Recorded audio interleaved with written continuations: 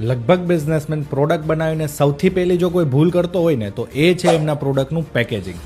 પ્રોડક્ટમાં તો લાખો રૂપિયા ખર્ચી નાખ્યા અને પેકેજિંગ ડિઝાઇન કરશે 500-700 રૂપિયા. હું બધાને એટલું જ કહું છું કે પેકેજિંગ એક જ વાર બનાવવાનું હોય છે, તો એમાં ક્યારેય સસ્તું નહીં ગોતો, કેમ કે સૌથી પહેલી પ્રોડક્ટ પેકેજિંગથી વેચાશે, ક્વોલિટીથી નહીં.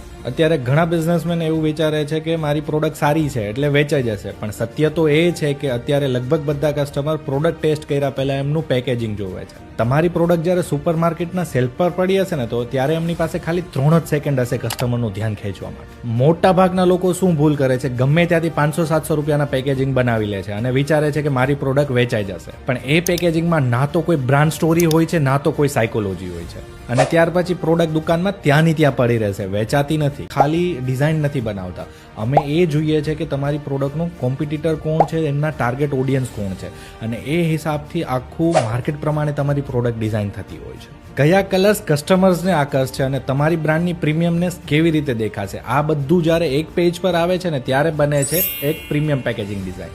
યાદ રાખજો, પેકેજિંગ ખાલી ડબ્બો કે રેપર નથી, એ તમારી બ્રાન્ડનો સૌથી પહેલો સેલ્સમેન છે. અને જે દિવસે આ સમજાઈ ગયું ને તે દિવસે તમારું સેલ્સ વધતા કોઈ નહીં રોકી શકે.